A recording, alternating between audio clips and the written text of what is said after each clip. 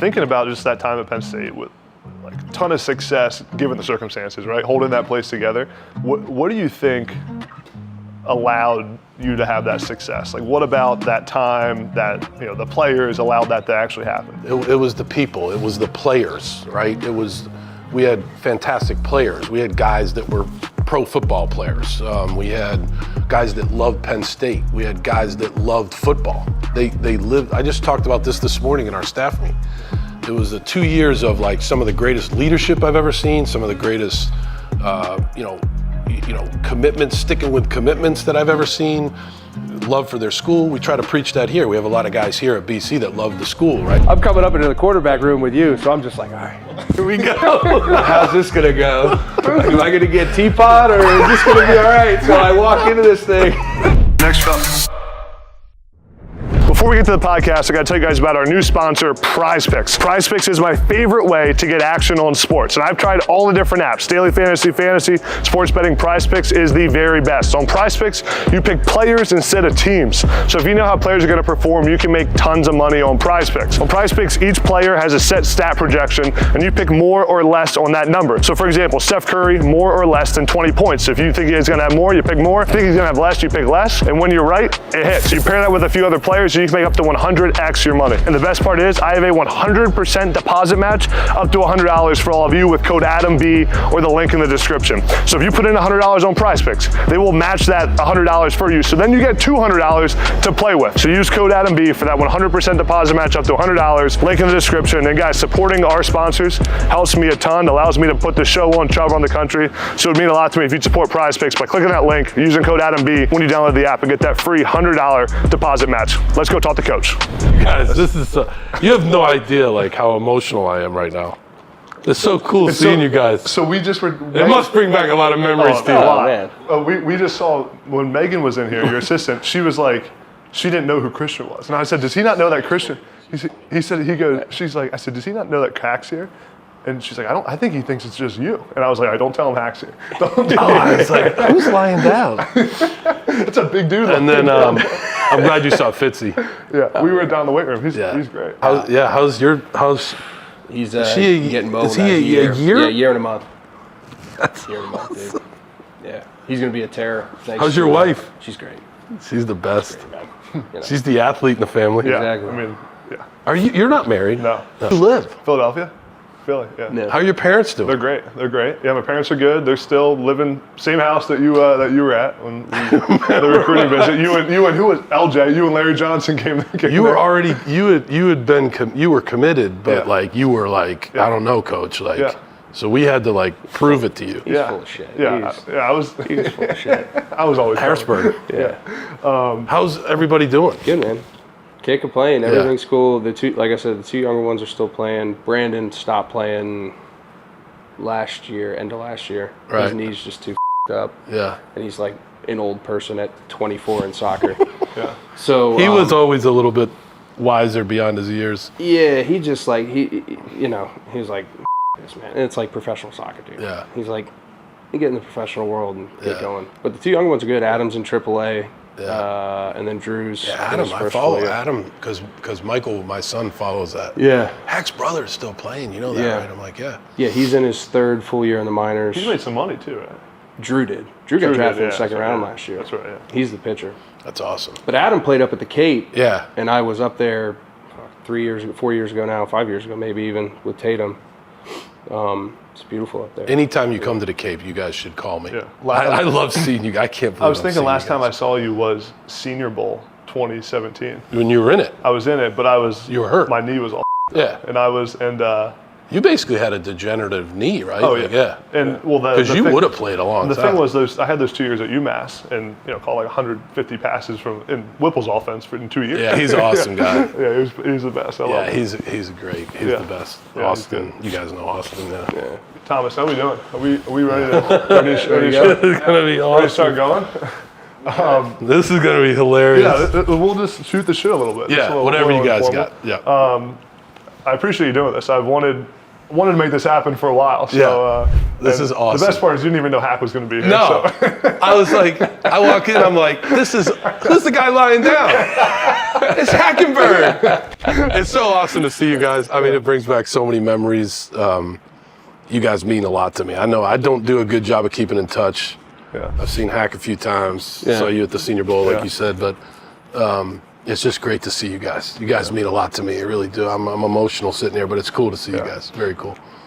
I want to ask first, who were you more excited about when we committed? Which one were you more excited about? It's a loaded question. I know the answer. You know, I love both positions that you played, but I got to tell you, Hackenberg, man. When we got Hackenberg, that was a game changer. A big deal. Yeah. But you remember, like, if I remember correctly, I'm sure you will correct me. Both you guys, I'm sure, will correct me a lot today. But you were already committed. Yeah. And I think the big thing with you was, we had to keep you. Yeah. Because you committed to Coach Paterno and that staff. And then Hack, though, was the number one quarterback in the country. Yeah. And was a guy that was recruited by Alabama, Miami, everybody. Yeah. And so, like, for us, I watched Hack when I was at the Patriots. We were getting ready to play the Broncos in the AFC divisional game, and I watched his tape. Mm-hmm.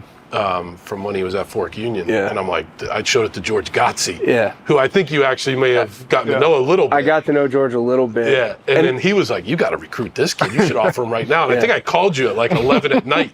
Well, I always tell this. That's the funniest thing, though, too, is like right when you got, like, Penn State did not recruit me. Right. Up until you got the job. I remember you telling me. And then it was like fast and furious at that point. And then I also think that I committed in a much more a pleasing manner than you did. I was, I called you. I was sitting in my living room. Breneman holds a State of the Union address at his high school. Had that sweet hat on. The vest on. Yeah, this guy. In the gym, right? Yeah. I do remember that. That gave us good pub, though, at the time. Yeah, it was good. Yeah. But he came up on, remember when you came up with your dad? Yeah. And we spent a lot of time in the offensive staff room. Remember that? Yeah. I don't know if you remember that. No, sure I do. You do. No, I do. That was. And we talked to you about the system and how we did things, and I think that was a big deal for you at that time. I think that might have been our first official meeting with you, and I just have a great memory of that. That was cool. It was a great time, though. It was awesome. Yeah, it was fun. When you committed, that changed the game. Yeah. It was a bad time too. I mean, it was. Yeah, it was terrible. Yeah. It was terrible, and to have guys like you, I just told you guys, to have two guys that were recruited by everybody at top positions in the country. Everybody wanted you guys to come there to make a decision to come to Penn State. That says a lot about Penn State, and that says a lot about what we were trying to, get right there. Yeah.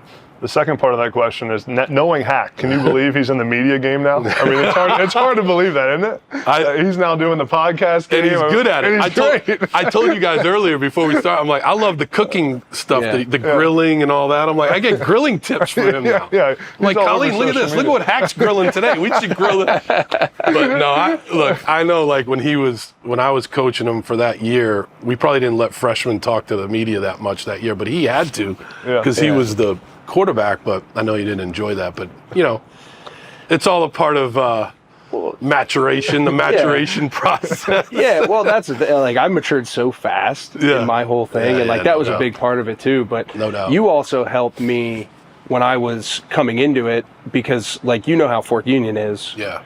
It was a bubble, man. So even the bigness of my recruiting wasn't a big deal for me. I was just another guy when I walked in the building.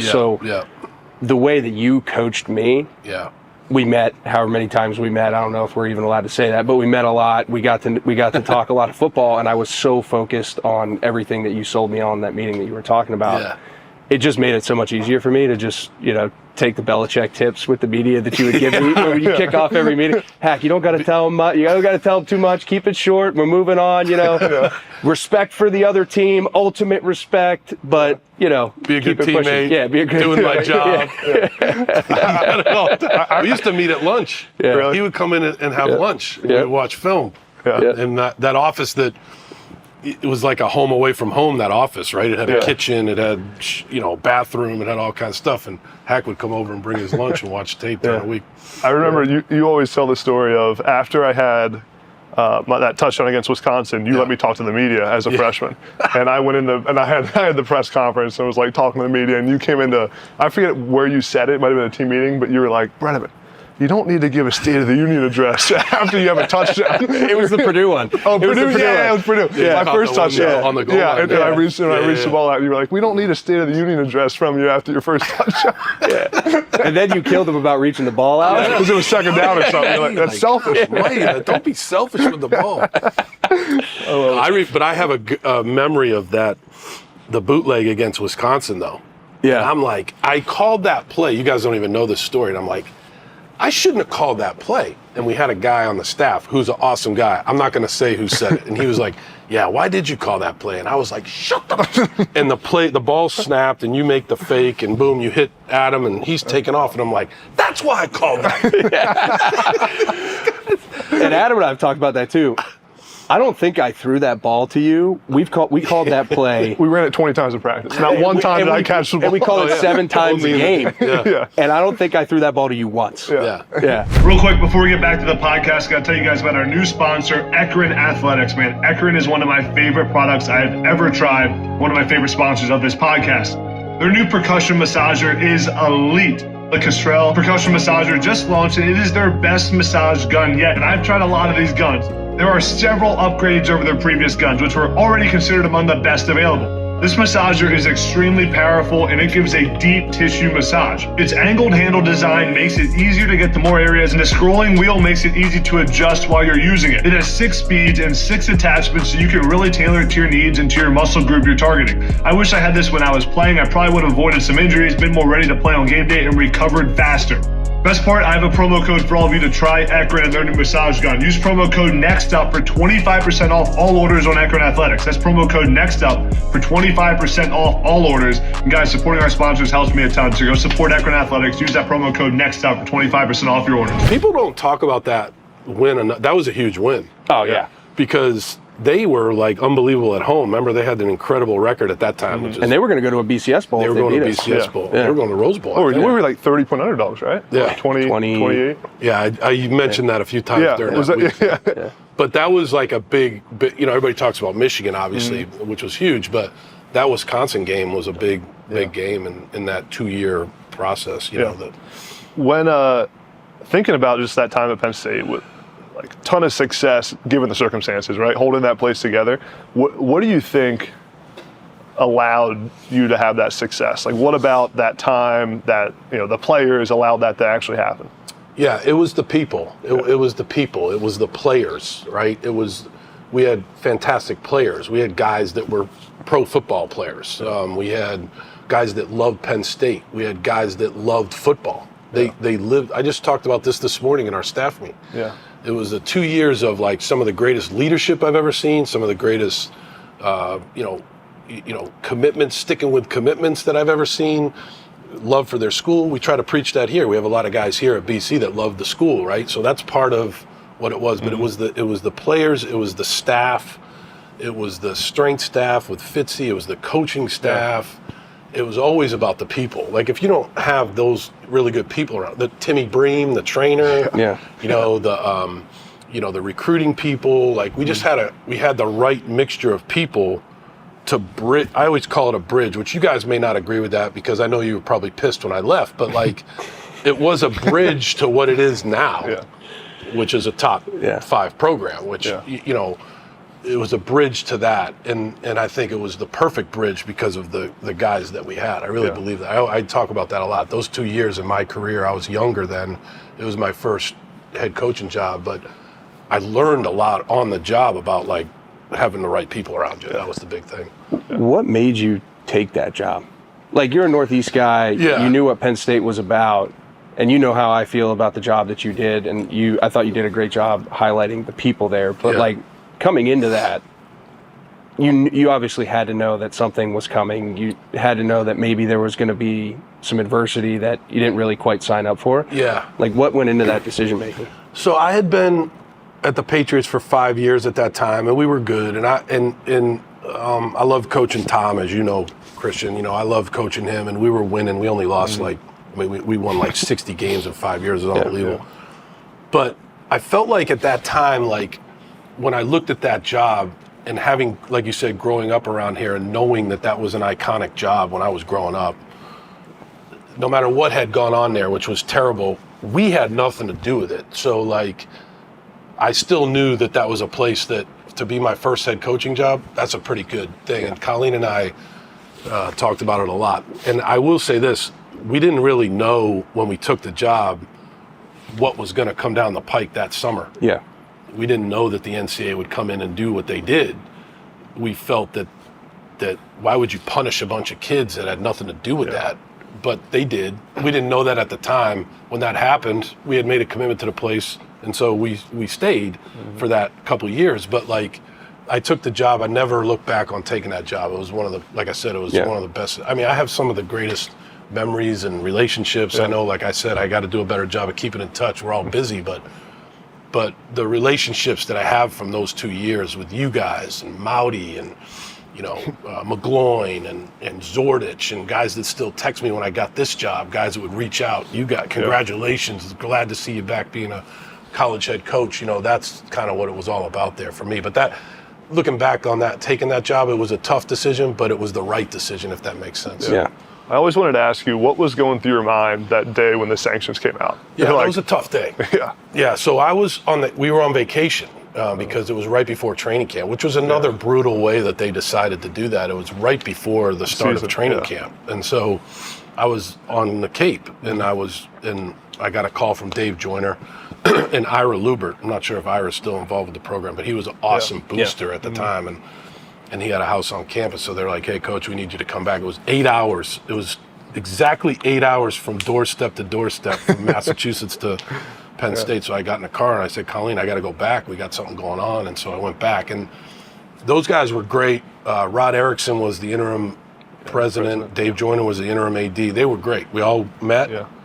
And there was a chance of this being the death penalty, that they were going to, like, not have football at Penn State.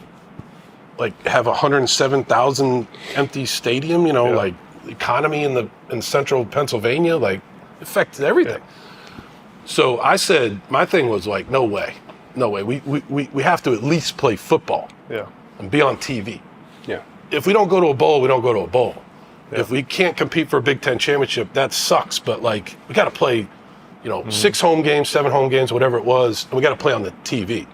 And I remember Dave writing all that down, and in the end, that's what kind of got it to be that way. They negotiated. I didn't have anything to do with negotiating with the NCAA, but they did, and Rod and Dave, and so that's kind of how it ended up. But that was tough. That was a tough day when the news came out. You remember we went up there then, a few days after with your parents. Yeah, I remember calling you, and you said, before you make any decisions, come to camp, come see us, like come talk about it in person. With your parents. And then when all that came out, I had just landed in Richmond from the Elite 11. So I was out at the Elite 11 that whole week. That's right. So that was bonkers. Yeah, and you guys came to campus with your parents. And I came in, and I said to, I think it was Billy Kavanaugh at the time, I was like, I'm just going to be honest with him. Because if I'm not honest, then what good is any of it? And I told your parents and you guys that this is brutal, this is terrible news, but here's the deal. And I just tried to tell you guys what I felt. But I remember that, and remember, you know, there were 75 questions. And I told him, I was like, look, if I can't answer the question, I'll find the answer.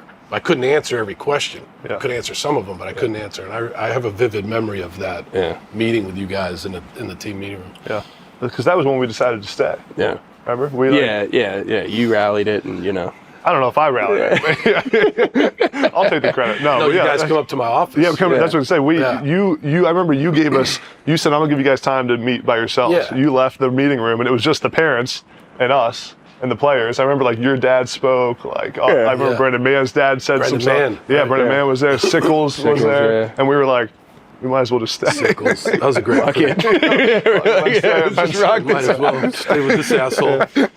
So I had Will Fuller, you know, at the Texans. That's right. And then I coached against, I used to see Quentin Nelson. He was at that meeting. He was in the meeting. Will Fuller was at the meeting. And I love Will. He was a great player for me in Houston, but I would always say to him, like, you came out to my office. So remember, we had, like, all you guys. We had, I think Quentin Nelson was coming. McGlinchey was coming. Fuller was coming. I think all these guys. And then, you know, they, and rightfully so, you know, they went to Notre Dame and because they could play for a championship. We couldn't. But the core guys of you guys, stayed, and that was massive for Penn Remember State. David Johnson, Ryan Switzer? Remember those guys were trying? There was a lot of good dudes in your era. Players. A lot of good players. They were supposed to come. That was awesome. Yeah.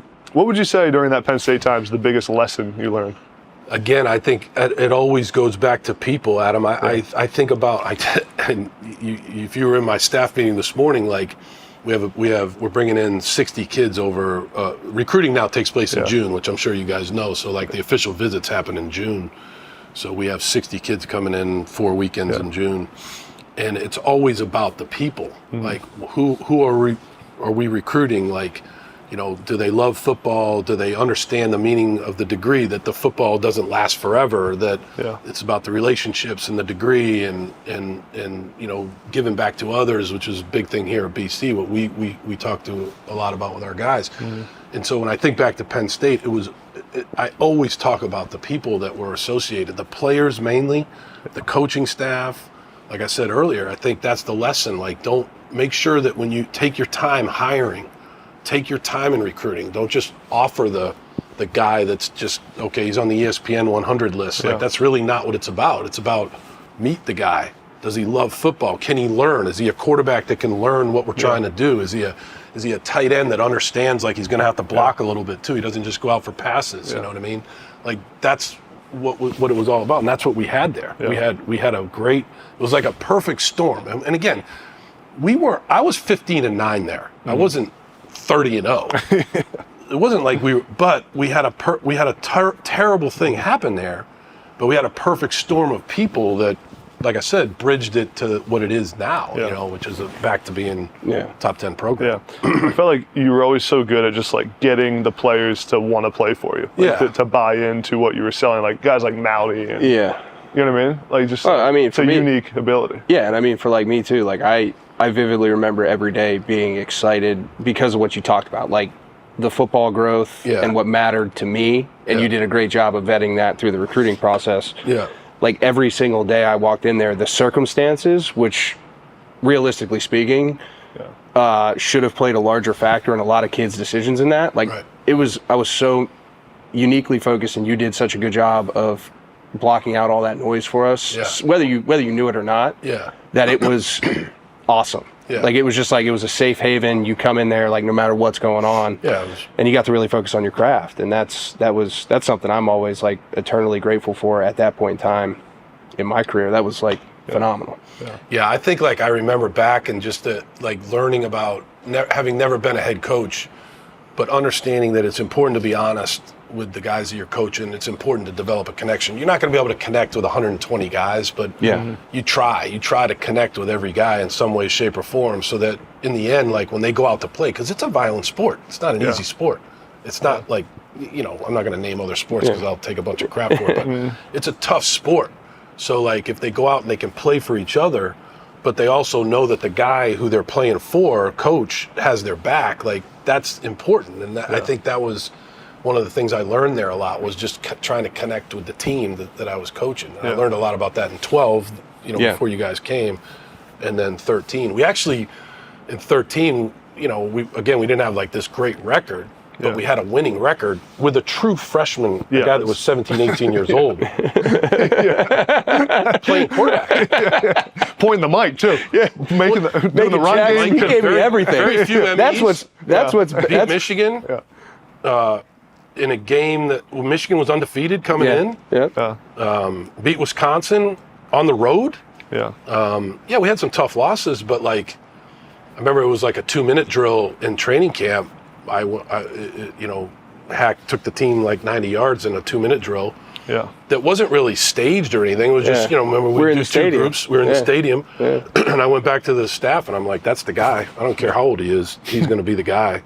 Because I try to, in practice, as you guys remember, like, even though the crowd isn't there, you try to put you in some pressure situations, especially at that position, to see how a guy would react.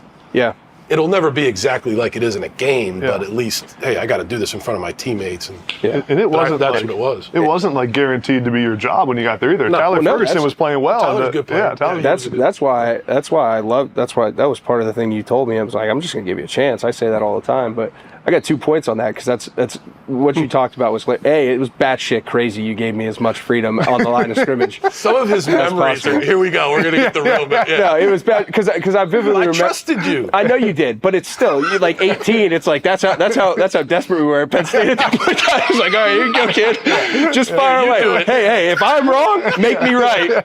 Gotcha. You would. I would say I don't know what I'm doing. Yeah, I don't know what I'm doing, but I got this up. But I remember after the Syracuse game, you go, Hack. Oh, God. We're at CQ. I'm sitting there with Ty Howe the next week. We squeaked that one out. It was Hack. You're going to look back at this game. You're going to watch this tape in 5 weeks, and you're going to laugh your balls off. You were checking sword and lance into zero. You had no idea what was going on.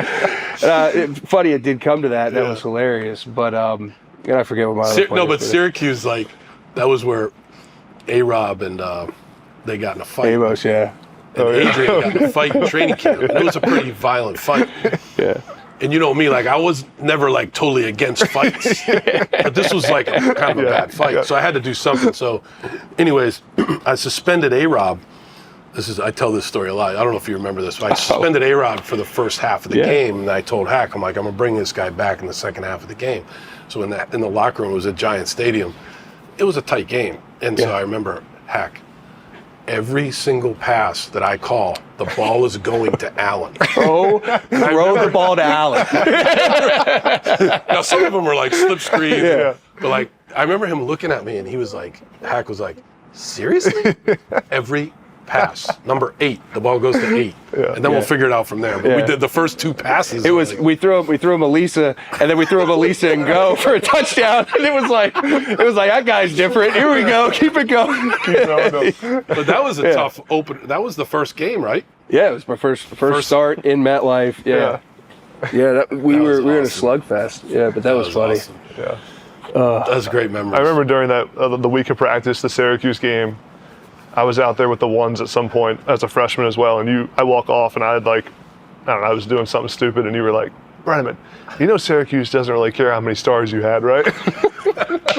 I use that one. Yeah. That was a good one. Your stars comments are 4 stars. Yeah, 5 star my ass. 6 stars. Who cares? Yeah. What? No one. I still use that one to this day. Like, I'm not a big star guy. You guys know that. Yeah. You're not following the rankings and offering guys. You should have. You guys were both 5 stars. Yeah. And rightfully so. But in the end, I tell these guys, like, the jump from high school, no matter how good Fork Union or how good it is, the jump from high school to major college football, that's a big jump. Yeah. And so I always say, like, nobody really cares. I said it in the pros. I'd stand up in front of the Texans and say, like, nobody cares that you had 4 sacks against Wake Forest. Like, nobody cares. They want to know what you're going to do for them right now. And that was one of my messages. Was, at that Penn State time, was there a moment where you ever were like, obviously the sanctions happen and it's chaotic. Was there a moment where you're like, I think this thing's going to work out? Like, you kind of like, almost like the relief or like, oh, like this guy stayed. I know Hack coming was big, but is there a moment where you kind of look back and like, man, this thing's going to be okay? Yeah, there were a couple of moments that were, one was negative and one was what you're saying. The negative one was my first year, we lost to Ohio. Oh, yeah. And then we went to Virginia, and I'm the idiot that kept trotting Ficken out there. And we missed, some field goals, and we lost to Virginia. Obviously, Ficken went on to be a pro football player. Breneman and I were at that game, actually. And the Ohio game. We were. Like, we're sure That's right in my backyard. I was like, what are we doing? Is there still time? Yeah, we didn't sign yet, did we? But that was where, when we were 0-2, I'll never forget going home to my wife and being like, I don't know, man. This might last a year. They're going to run my ass out of town. Because the fans at Penn State, the sanctions came out, they were mad. But when the game started, they don't care about the sanctions. They want to win. And I understand that. But so that was, but then the positives, like it was kind of weird. That year we beat Navy, we ended up going on a little bit of a streak. We lost to Ohio State, but we beat Wisconsin at home in overtime. And when we came back in the locker room, I was like, you know what, if we can take this momentum and keep signing good kids, you can really, get this place back to where it was. Yeah. And then you guys came in, and we won that year. And so, like, the decision to leave was a very difficult decision. Like, it was more based on family, understanding, like, okay, here's where I am family-wise. And we had to be in a major city at that time in our family. I loved my time at Penn State, and I know that if I had stayed, which is, shoulda, coulda, woulda, great things would have happened. But like I said, we're a bridge. We were a bridge, and James has done a great job there. So, but there were two moments. One where I was like, I don't know if this is going to last more than a year. I hope Belichick can hire me back in some capacity. And then there was a positive where I was like, you know what? There's some momentum here if we can keep this thing going. Yeah. Have you heard the story about Hack doing a keg stand when he found out you were leaving? Somebody told me. That's the Scott's dead honest truth. Yeah, I was that at James. Yeah. I know you guys, again, like, I'm sure you guys were pissed at me, but I tried to call as many kids as I could because it was on the ticker. Yeah. And so I was on Cape Cod, and I just started dialing numbers because my wife was like, "You got to call these kids. They're going to be upset." And so I remember calling you. I do remember noise in the background, but I didn't think you were upside down. Oh, I was. I thought you were. I didn't even look at my caller ID. Yeah, I didn't even look at my caller ID. So I start kicking, and I thought it was someone next to me. I've never had a beer with either one of you guys. It's going to happen. It's going to happen. Yeah, but because you can remember what I would say, like, you guys are going to drive me to have another Coors Light. Yeah, exactly. Well, now we can have a Coors Light. Exactly. But that was hilarious. Like I remember that, and I get kicked. You talk, and I try to sober up as fast as I can. I go in there, and it's on the ticker, like you said. Had a good night, though. I didn't waste the night. I wasn't going to waste it. It dipped down. The buzz dipped down for a little bit. I do remember the noise in the background, but oh man, that was brutal. What was the biggest difference when you transitioned to the Texans? Like, what was the learning curve like to be an NFL head coach? Yeah, there was a big, there were a lot of differences. You know that. Yeah. There's big differences. Number one is it's football all day, right? Yeah. So, it's whatever 8 a.m. to 5 p.m. It's all ball. There's no class. There's no, go out and, do all these community events. There's some of that in the pros, but there's no class.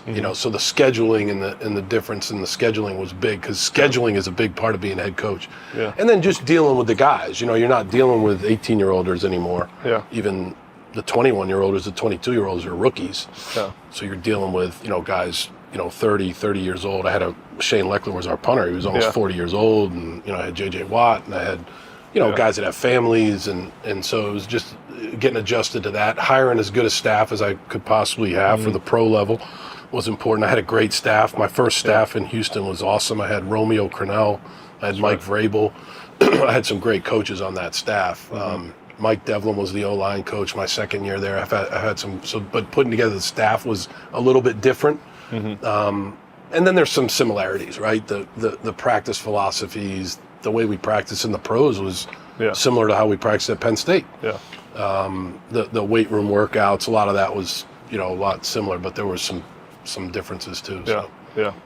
I just thought of another Hack story we have to talk about. Hack missing the team meeting after the Michigan game. You do remember that, right? You remember that? I remember, being on a high after we beat Michigan, obviously, and then coming in. And I think we came in the next day, right? We had Mondays off. We had Sundays off. We had Sundays off, but Monday. Yeah, that's Monday right, we came in. Yeah. Monday was the team meeting, and I stood up there. I remember standing up there, and kind of, how intense and focused I can be in these team meetings. So I'm just like kind of tunnel vision. Hey, this is what we got to do. This is what we got to do better, yada, yada. And I just remember looking down, and I saw Charlie Fisher, our quarterback coach, and then the empty seat next to him, because that's where he always sat. And I'm like, where the hell is Hackenberg? And I remember Charlie Fisher, he was just so nervous, and, he missed the team meeting. But he was a starting quarterback, so... we had a 3-strike policy. Right? That was only 1 strike. Well, Fitzy got me. I'll tell you that much because I know the Fitzy story. Fitzy got me, but I was on a full sprint. I slept through my alarm. I was on a full sprint through Pollock Commons when Coach Fisher first calls me. Hack, where are you? And I'm like, I'm on my way. Out of breath. still wiping the sleepies out of my eyes. And then at that point, the team meeting had finished. So I'm coming up into the quarterback room with you. I don't remember this. I'm coming up into the quarterback room with you. So I'm just like, all right, here we go. how's this going to go? Like, am I going to get teapot or is this going to be all right? So I walk into this thing and you go off for 20 minutes. And I'm just sitting there, I'm like, you're right. So I'm just taking it. And I remember that face right there. I'm like, you're right. And then the smoothest transition I've ever had, went straight to corrections. And then at the end of it, you're like, just go see Fitz. He'll talk you through what's going to happen to you. And then the next 3 days, I get absolutely annihilated. Then I have to go play on Saturday. But it was totally worth it. And to say this, I'd never missed another team meeting. Fitzy. Yeah. Fitzy was he helped me with the disciplinarian part of things at Penn State a little bit. That was great. You got Dawn Patrol? I did have Dawn Patrol. Yeah, I wasn't above and beyond Dawn Patrol. You're not really allowed to do that anymore. I don't know if you guys know that. Really? That's crazy. Yeah, it's not as... You can't run them in the morning? Great character builder. Not really. Yeah. Not like that. Yeah, that was a great character builder. When we first got there,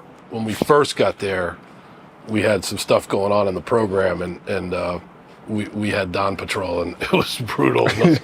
I remember a lot of those kids were like, sayonara. Yeah, we're out. Even before the sanctions came out, they're like, I'm not dealing with this. Yeah. Bloodbaths. Yeah.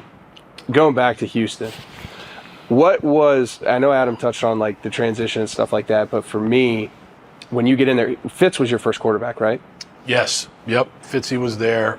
We had Schaub, and it had already been decided before I got the job that they were going to move on from Schaub. Yeah. So they moved on from Schaub, and then we had several free agents, and I thought Fitzy was the best one. Right. So then like coming into that, you talked about all the scheduling and stuff like that. Obviously, though, you had a ton of experience with arguably one of the best ran organizations in the history of sports, let alone football. And I always say this, I feel like you have your a little bit of the Belichick in you, but you are also your own guy, which I think allowed you to have success as a head guy, unlike some other guys that came out of that program. Yeah. I appreciate you saying that. No, I do. I always and I always say, like, I think, you know, whether it's your home life with Jack and stuff like that, whatever it is, I felt like you always had kind of like a centering about you, where it was like, I like some of this stuff, but it's not me. I'm going to be me and come into it.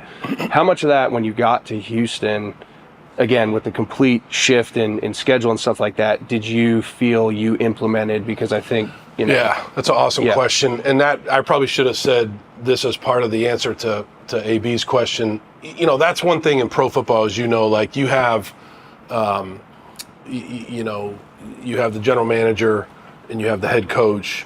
And, you know, there's two divisions, right? Now they work together to form the team, to put the team together.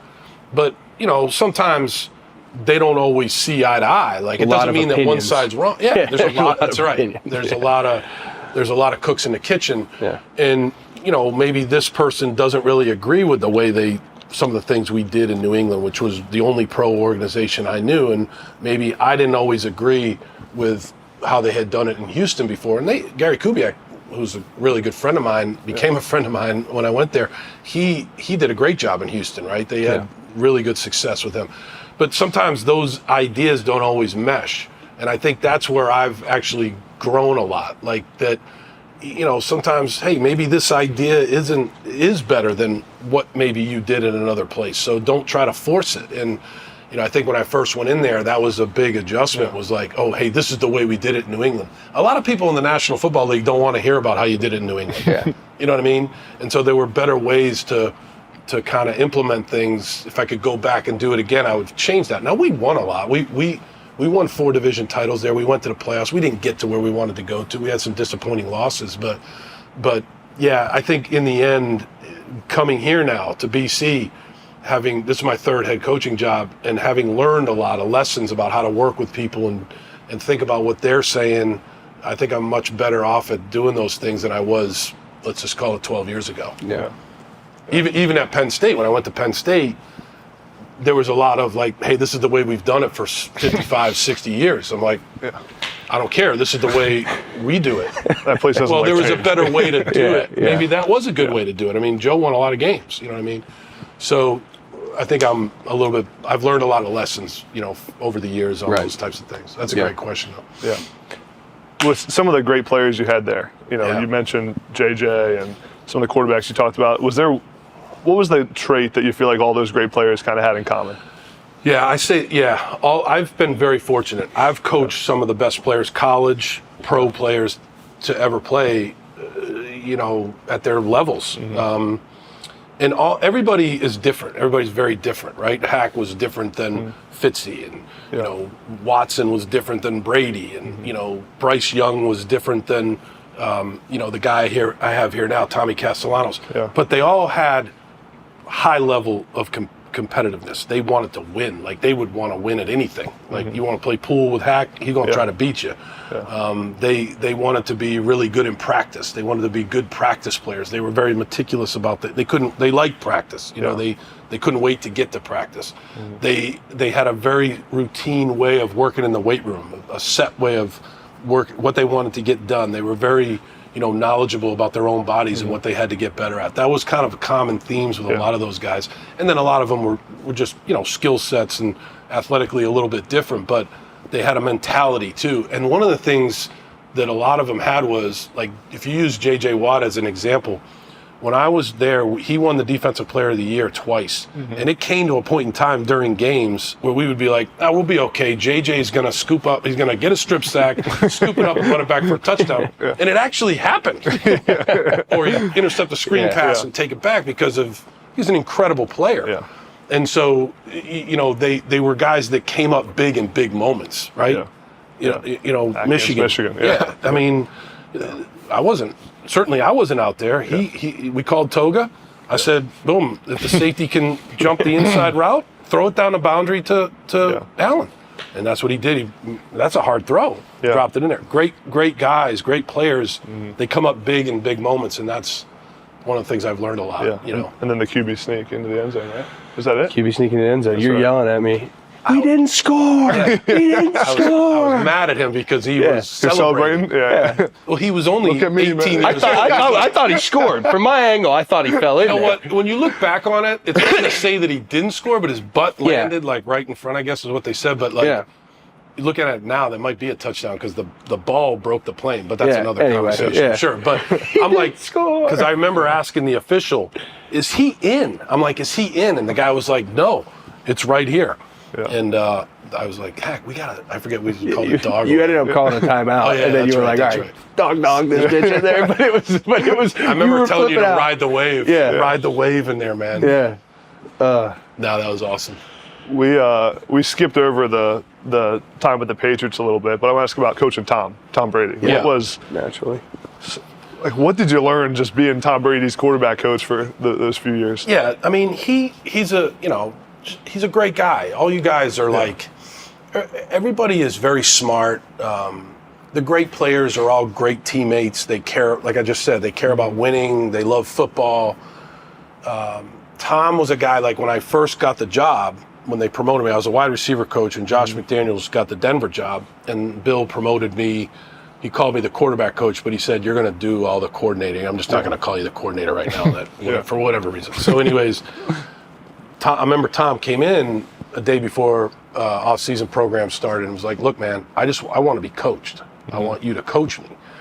And that's what I tried to do, But when you coach a guy like Tom, it's not like coaching a freshman in college. Like, he'd already won 3 Super Bowls. He had already been in the league for, 10 years or 9 years or whatever it was. And so I had to find ways to work with him, because he had seen a lot more than I had seen in pro football.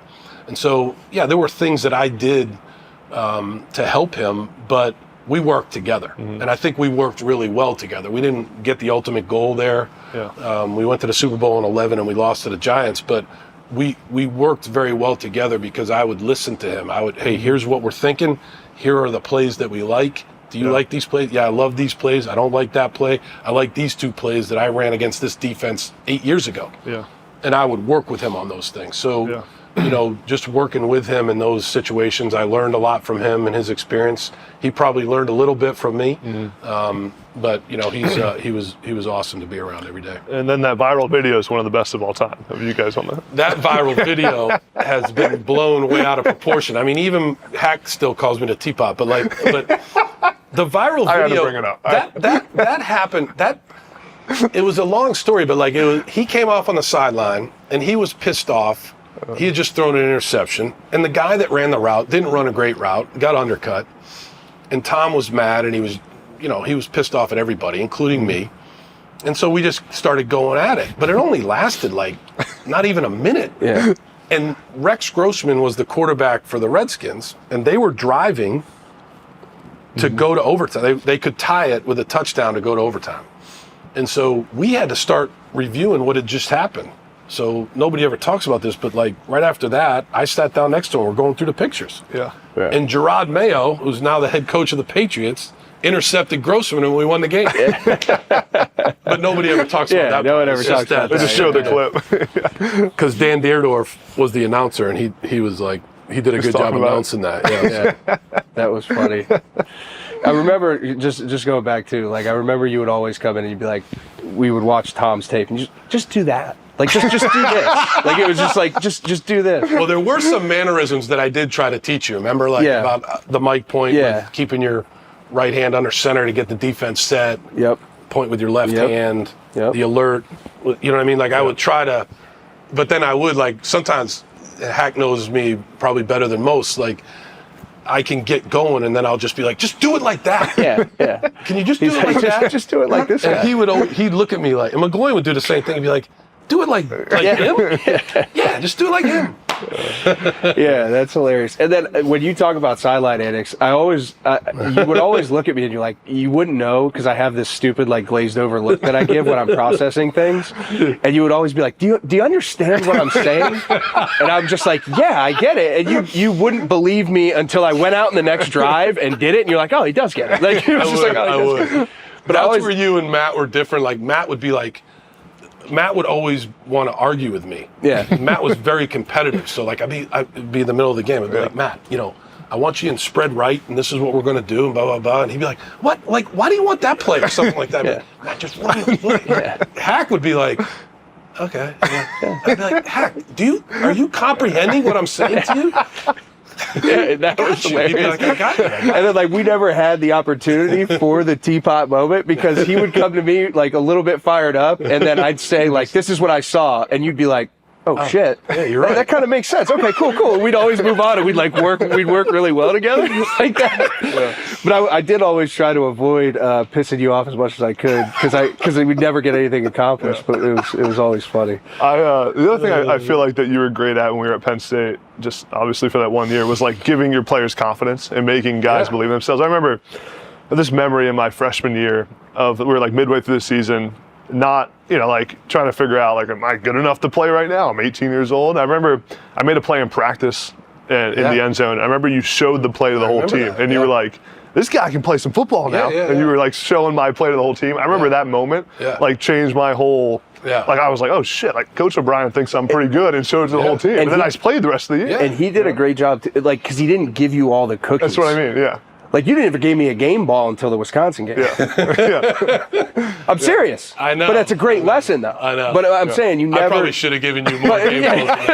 I got one. But there was a reason behind. There was a reason behind everything I did. Correct, and that's what I'm getting at. Is you bust people's balls. You were brutally honest, but then when you felt that maybe mentally someone was going down in a tank and they were a good player and you believed in them, you always found a way to pick them up the right way. And that I think that's phenomenal, and that you really got to be a football guy to get that. Yeah, I appreciate that. Going back to AB, I mean the way it's, not to bring up a bad subject, but relative to your playing career, it was the only reason why you didn't play 10 years in the pros is because of your knee. Yeah. Because I remember watching you move and your movement skills when you first came to Penn State. I'm like, this guy's going to be All-American. This guy's going to have 80 catches a year. Remember, we had some good tight ends. Yeah. Jesse, Kyle Carter. Remember Matt Lehman? Who got hurt? It would have been, It would have been phenomenal. And then you came, so I mean, we had some really good tight ends. And I just remember watching you. You had a way of, you had a way of running, your running style. And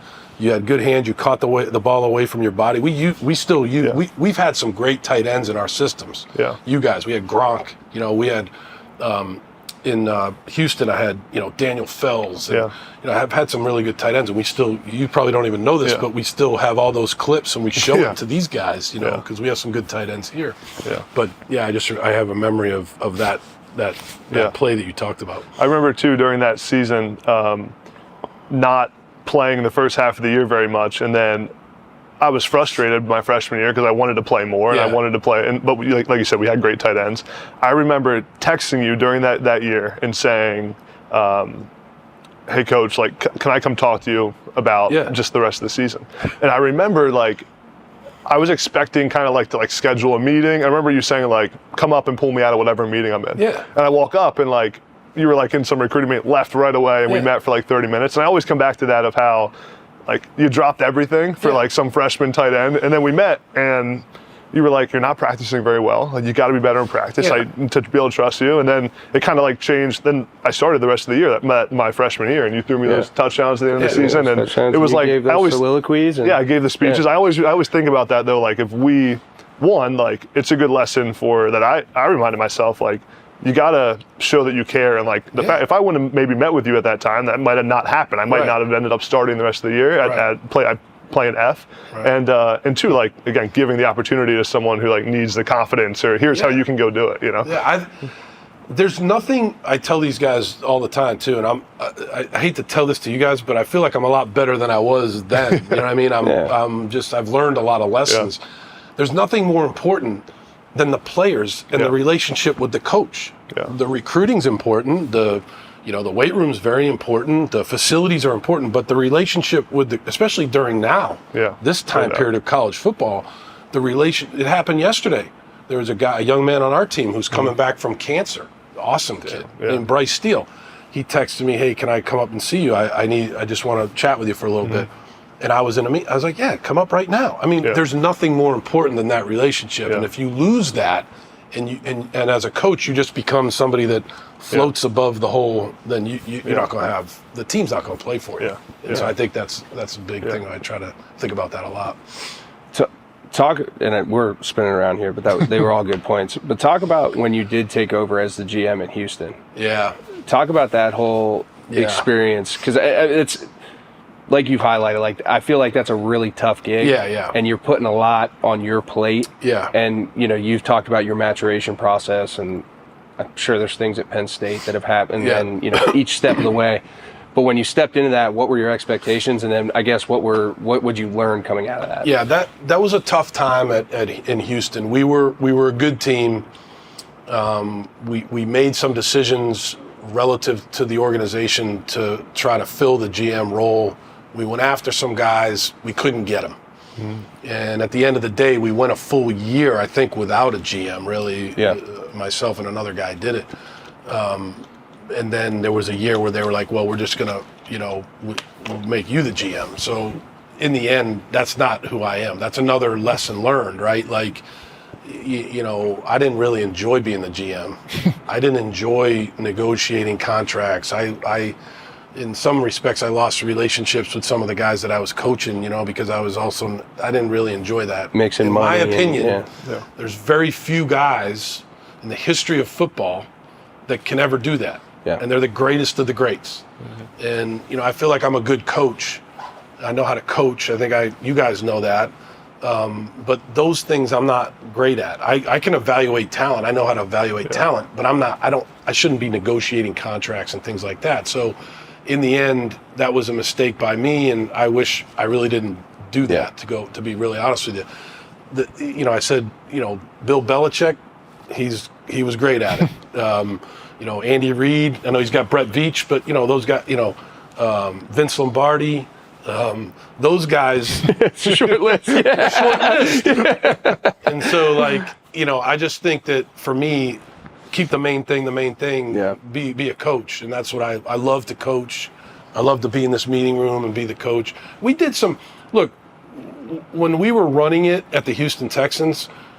Yeah, we made some controversial decisions, but we made some good decisions too. We traded. some top picks for Laramie Tunsil. Laramie Tunsil is one of the greatest left tackles in the history of the game, in my opinion. And he still plays there. I don't think he gave up many sacks this past year. Yeah. So there's other examples of guys that we brought in there that were really good players that we made decisions as when I was general manager or when I was doing it with somebody else. So it wasn't like it was all terrible. Now, the media you're going to get it's terrible. Trust me, I know. Exactly. But for me, right, exactly. But for me, just personally, it's more about being a coach. Right. And that's what I love to do. That's who I am. Let's dive into Boston College now. Now that you're here, I mean, we've hit everything. We'll probably go back to some things here, but what made this job the one that you wanted to take? Yeah, so I think I'm from here. Yeah. My wife went to school here, so Colleen's a '92 grad of BC. Yeah, that's right. Where we are with our family, you guys are very familiar with my family. So my oldest, Jack, he's 21 years old. Every day's a struggle. To move him again somewhere else, or would have been tough. My son Michael's 19. He's a lefty pitcher at Tufts, which is right across the city here in Medford. I grew up here. I grew up 30 minutes north. I grew up during the Flutie years. Yeah. I've always loved BC. I believe in this place. I believe in what it is. I'm Irish Catholic, so I believe in giving back to the community. I believe in the level of academics that are here. I know we can recruit good kids to come here. We have a good coaching staff, and I believe that we can win in football. I have a strong belief in that, and you guys know how I am when I get those beliefs. I try to, I believe I can will a team to believe it too, with the staff around me. So I've enjoyed every day here. I love it. I'm very comfortable in the job. I love coming to work every day. I love these guys that I'm coaching. They're great kids. You met a couple of them while you've been here. Some of these kids remind me of you guys. Their love of football, the grind, the love of that. So that's basically why I did it, and I've been happy doing it. Not every day is going to be a bed of roses. Never has been for me. But I love the job. How much different is being a head coach in college football in 2024 versus 2013? You know what, Adam? I'll be honest with you. It's different. I'm not going to, sugarcoat that. It's definitely different. But when we were at Penn State, we dealt with the transfer portal. That's a good point. Before the portal. Before the portal was in 12, every kid on the team could have left. Yeah, that's true. And the other temes could have gone above 85 to take that kid. I mean, Donovan Smith had, 50 scholarship offers, right? Yeah. Mike Mauti could have gone to Florida. But, and some kids left. But the majority of those guys stayed because with that 12 team, we tried to very quickly connect with them. Yeah.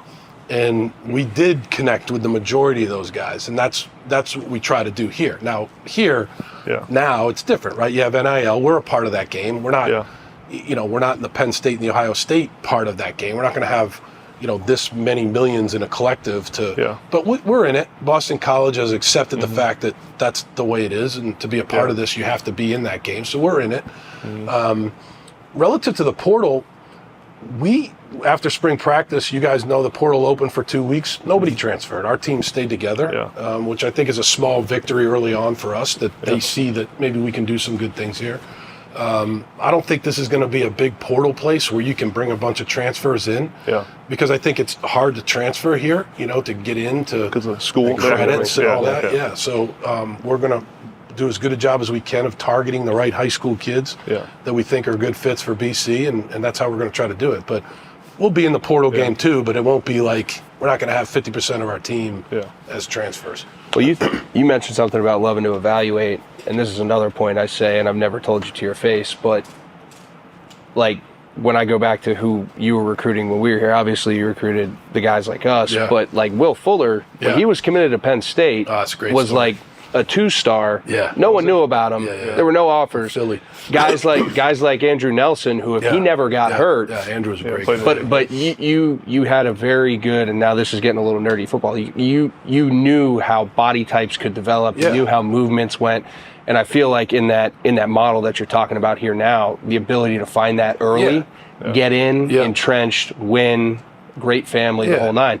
You're not going to be doing it the same way everybody else does it, but there is definitely a time and place here, and then the facilities around here, obviously, the education, things like that help sell it. And you kind of had that a little bit of that at Penn State, which is cool for me watching you take this job. It's like you've had those experiences, you've grown as well, but there's a lot that you can bounce back and forth. Yeah. And I think it's awesome. Yeah. So like Will Fuller story, I appreciate you saying all that. I really do. So the Will Fuller, like his mom drove him up to camp, and he got out. I used to tell him this all the time in Houston. I'm like, you got out of the car. He got out of the car. He had a white T-shirt on. He had flip-flops on. I'm like, hey, he was a little bit late. He was driving in from Philly, which, as you guys know, is a long drive. Yeah. So like, I was like, hey, we got to get you warmed up. Fitzy warmed him up. We got to get a 40. I had seen him on tape, and I knew he was a good football player from, he played at City School in Philly. Yeah. I just wanted to see how fast he was because I felt like we needed speed at that time.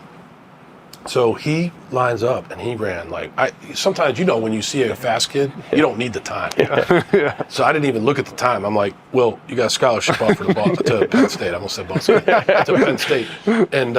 And he, at that time, he committed. We told that story earlier. But, I think it's important. What happens is when you have a lot of experience and you've seen a lot of really good players, then you have the model of what it's supposed to look like. Yeah. You know what an F tight end should look like. Yeah. You know what a big, strong quarterback should look like. You know what, even with Bryce Young, you could tell right away at Alabama, even though he wasn't 6'5", man, he was a special dude. Yeah. He had vision, the way he moved, anticipation, the way he moved. Yeah. So, experience helps you with your ability to evaluate. Yeah. What was the first week or so like when you got the Boston College job? Because you're dealing with probably similar to the Penn State time. You're dealing with the transfer portal, dealing with hiring a staff, right? I mean, you hadn't been it wasn't like you were coming from a head coaching job to this where you can take the whole staff with you. Yeah. Must have been a whirlwind for the first few days. Yeah, it was. It was definitely I tried to, again, going back to learning from experiences, the two things I try to do is, okay, I'm going to hire the staff. Mm-hmm. And while I'm doing that, I'm going to meet with each guy one-on-one. As you guys know, I do that, right? Yeah. So I do that basically twice so far. I did it right when I got the job. 120 guys, met with them one-on-one, got to know them. They did all the talking mostly, families, why they came to BC, where they're from, all that kind of stuff, to just try to get an initial connection with the guys on the team. And then I did that again after spring practice. So I've had 2 one-on-one meetings with every guy on the team. And then I hired the staff at the same time in the beginning when I got here. And I took my time doing that. Sometimes in the past I had rushed to hire a staff, and I don't think you want to rush. You want to get the right guys, and feel like we have a really good staff here. So those are the 2 things I tried to get done early on. Yeah, how easy is it for you to still be involved in the offense the way you want to with all the other stuff you're dealing with now? Raising money and the recruiting part. No, I mean, people, you have to do all that, right? And it's a 7-day-a-week job. That's what it is, right? You have to work Sunday to Sunday to get the job done, but you can still coach. Yeah. I have a strong belief in that. I coach. If you guys were in my team meeting yesterday, you'd be laughing your asses off because I'm up here, we're showing film, getting them ready for summer practice, how we're going to do it, coach the quarterbacks. I'm not in there every single day, but I do the same thing. Like you told the story about showing your catch in practice, spring practice. Every morning we have practice. We're a morning program, so we meet in the morning. I show the video from 30 clips from the previous day's practice. Same thing I did with you guys. So I'm still I coach. I try to coach the hell out of them because, like I said, that's what I love to do. That's what I do best. And then but the other stuff's important too. But if you budget your time, you got time to do it all. Yeah. We talked about Craig Fitzgerald. I know that having the strength coach in college football is so important, right? They're spending more time with the players than really anyone else. I mean, they're with them all the time. How'd that go down when you said let's do it again? It was huge. I mean, it was run awesome. It back. Run it back. So you guys know, he and I were together at Maryland back in the early 2000s. And then I always said, if I ever got a head job, that's the first guy I'm calling. Because the strength coach, as you guys know, he can spend the most time with these guys. Yeah. So he came to Penn State, and as you guys know, he was instrumental in keeping that program together. Yeah. Instrumental. Great. The best strength coach I've ever been around. And then I went to Houston and took him with me. And then we kind of separated a little bit. He went to the University of Tennessee. Then he went to the Giants. Yeah. And then he went to Florida. He was at Florida. And so when I got this job, I called him right away. I'm like, Fitzy, we got to do this. Well, he's like, well, here's what I'm making at Florida. I'm like, all right. So I called the BC athletic director, Blake James, who's a great guy. He's like, hey, Blake, here's something we got to think about with Fitzy. Like, this is the best strength coach in the country. Can we do this? Yeah, we can do it. Boom. We hired him, and he drove his big blue pickup truck up here, and it's a huge deal for us to have him. He brought some really good assistants with him. We kept 2 assistants that were here, and then he's got 2 that he brought with him. And the kids, they love. He's tough, but he has an ability to connect with the players. I still say to this day, he's the only human being who can literally detail out an entire workout where you're like, I'm gonna die, and still be excited about going to do it. Like he can just, it's a unique ability. He can just detail it out. You're like, this is gonna be brutal, and you're like, but I can't wait to do it. Like, let's punishment. We grew up a lot. Oh man, dude, but the Penn State guys, you guys, like he keeps in touch with them better than I do. Yeah. He's still, because he was around you guys 365 days a year because of the rules. The strength coach can do that. Yeah. So they have a deep connection with the players they train. Yeah. He also wakes up at 2:30 every day, so he gets a couple extra hours than more people. He runs on 3 hours of sleep. So he just moved into my neighborhood in Dedham, Mass, which is a town 20 minutes from here, and I get up pretty early, 5:30, 5:15. Yeah. He's gone. Yeah. No truck in the driveway. On the sled. I said that when we were walking in here earlier, I said to Hack, we were going to see Fitz. I said, do you think he's going to be here? It's afternoon now. He's like, what do you mean? He's like, it's Fitz. What else would he be? He's either home or here. Oh, that's good stuff. We have a lot of young coaches that watch this show when we sit down with head coaches. So I wanted to ask you, what's a piece of advice you'd have for a young coach who's trying to get to where you're at right now? Yeah, there's a few things I would say. I would say be good at what your role is. Yeah. Just do whatever they're asking you to do it. Don't worry about the next job. Yeah. And if I could go back and do that again, maybe I wouldn't have moved 19 times. You know what I mean? But don't be really good at what you do. And when you do choose a job, be careful about who you choose it with. Make sure I worked for George O'Leary at Georgia Tech. He promoted from within. So I was a GA, and he promoted me up through the ranks. Bill Belichick promoted me up through the ranks. If you have a head coach that believes in promoting from within, and you do a great job for that head coach, I think that's a huge deal. So I would just tell young guys to just, hey, you love coaching, be good at what your role is right now. Yeah. And the other thing is, as a young coach, I tell these guys, the GAs here, I'm try to anticipate. Don't wait for somebody to tell you to do something. You know how it works. You know that this script has to be done, or this playbook has to be done. Try to get it done. Don't rush it, but try to anticipate what the older coaches are going to be looking for. Yeah. The one other thing I wanted to ask you was about, you mentioned Blake James, the athletic director here, and committing to, get Craig Fitzgerald. And in college football now, I talk about a lot, the alignment between an AD and the president or the chancellor and the head coach is so important. Huge. And I'm sure, you obviously had to evaluate that before you took this job. How is the alignment there? I mean, just by the story you told, it sounds like they're committed to doing it. No, it's awesome, Adam. I appreciate that question because it's really good. So Father Leahy is the president of the university. He's awesome. He is just a brilliant guy who has been here for 30 years and has built an incredible institution here with a great culture. The athletic director, Blake James, is just, we meet once a week. He understands what it takes to be a winning program, and he's very supportive. He's been great to work with. There's a lot of other people here, though. We have Bears Najarian, who's my chief of staff, who was with Bill Belichick for 25 years. Wow. He's here now. They allowed me to, get somebody like that who's hugely valuable. I have a guy on campus named Father Jack Butler, who's just an awesome guy that is very involved with the football program, with athletics, and he's been a good sounding board. So there's just a lot of people here that are really good people that I've, in the 4 or 5 months that I've been here, really enjoyed working with them. Yeah. You got anything else? I mean, I got a lot, but, we're good. I think we'll get another one of these in. We'll get another one of these in. Yeah, you told us you had 2 hours. We're only an hour 50. I'm just kidding. I mean, you guys can ask me whatever you want. I mean, you guys got great questions. More of the stuff is we don't need all this rolling. You know what I mean? That's more of this stuff. B-roll. We don't need all this stuff rolling. Yeah. We need a case of beer, like you said, hanging out. That's what we need. The grill. Yeah. The grill, case of beer, some steaks. I do. I watch him cook on the grill and stuff. I'm good. Oh my God, he's good. He's good. Tatum's. I'm not gonna roll my wife under the bus. She just doesn't have a ton of patience. So it's You're gonna when we start cooking. No, she knows this. She'll admit it. But like, I'm like, babe, like just let me cook. You know what I mean? So then I take solace in that. You know what I mean? You figure everything out. It's a little microcosm. You can just focus on one thing for a while. Right? You were coaching. I had to stop this year, but I was coaching with Belton. Yeah, he's actually, as a matter of fact, did you ever guess that? Bill Belton? That's awesome. Head ball coach. I think it's awesome. Yeah. When I first got to Penn State, I'm like, Belton, look, you got to go to class. You got to play better on the field. You got to do better in the weight room. You got to get your shit together.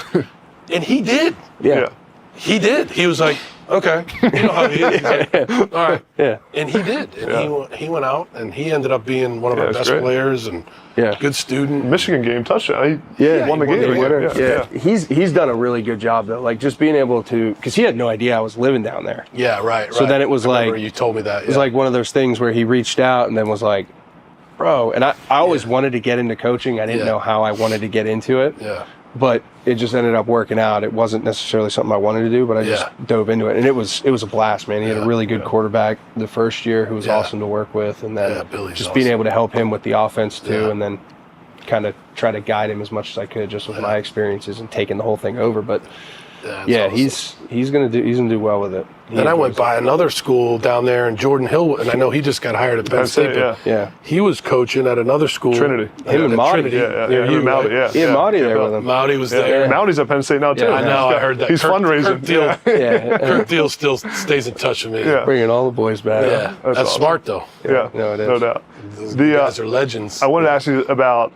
Remember when Mauti and Zordich had that press conference when the sanctions came out? How did that go down? Like, how'd that happen? I've heard Mauti tell some stories about it, but like, how do you remember that when because that thing went viral? That's I don't have. They probably have a much more vivid. I have a more vivid memory about the 42 on the helmet. Oh yeah, how that came about. But the video that they did, which was an iconic video, was a legendary video. They came to me and said, "Hey, man, we need to say something." Yeah. And at that time, I was being advised to kind of like not say a lot from my bosses. I had bosses. They had me, but they didn't really have bosses like I had bosses. So they said, "Hey," they checked. They were like, "Hey, this is what we're going to do. This is what we're going to say. Are you good with this?" And that again, like, that's one of the lessons I learned at Penn State. Like, I trusted those guys. I listened to those guys. I was like, you guys should say whatever you want to say. I said, just keep it clean, because I knew Mauti might throw at that time I'd throw a couple F-bombs in there. I'm like, if this is going to be on national TV, don't swear.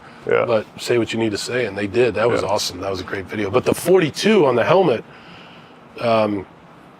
Mike blew out his knee against Indiana, and that week, Jordan Hill and I think Gerald Hodges came to me and said, "Hey," Gerald Hodges wanted to wear his number for the game, and then Jordan wanted to put the number on the helmet. Well, as you guys know, when you mess with the uniform at Penn State, I didn't know that. I mean, I did. I put the names on the back of the jerseys and stuff, but like, it was like a huge controversy. But I had Spider. And Spider was like, "No, if that's what you want to do, that's what we'll do." Spider Caldwell and Kirk Deal. And so we did it. That was pretty cool. We had the 42 on that. Because, Mike meant so much to that team and that university, just like you guys. I forgot you put the names on the back of the jerseys. Oh, that was a big decision. I took a lot of shit for that. Yeah. And I was like, these guys committed to Penn State. I want every fan to know who these guys are. Yeah. I know what Joe did. I understood what he did. I love that. But like in this time period right here, I don't think they're on there anymore, though, right? Coach took them off. Coach took them off. But I actually still have that nameplate. That's like one of the... me too. I just hang it in my office. I remember when we committed, you told us, you were like, if you decide to come here, Penn State will remember you guys forever. Forever. And it's like 12 years later, we still go back to games and everyone's just like, "Thank you for what you did for Penn State." I'm like, these people don't forget. Legends. It's crazy. I mean, look at what you're doing now, which is a cool... podcast that everybody watches this, what you guys do. Like, I watched this one and Edelman. He has, I love Edelman. You got to go on that one. No, he has different, he doesn't have coaches on that. But but I love that one. But look at what, and this is because of who you are and Penn State. And I knew that would happen. I knew that would happen. When I had Hack on my podcast, was that last year? One of the first people to send it to me was John Strollo. He's like, love this podcast, man. He's like, yeah. Oh, Stroll doesn't miss one, I'm sure. Yeah, he's watching all of it. He loves it. Yeah, I know he loves it. Yeah. I know he loves it. Well, this is awesome, Coach. I appreciate you all guys the time. coming in. Yeah, this is sweet. Very cool. Yeah, we got to come back to a game or something. Come to a game. Yeah, do something like that. Yeah, cool. Yeah, appreciate it, man. This is Thanks, great. guys. Appreciate it. It wasn't too hard, right? No, that was awesome.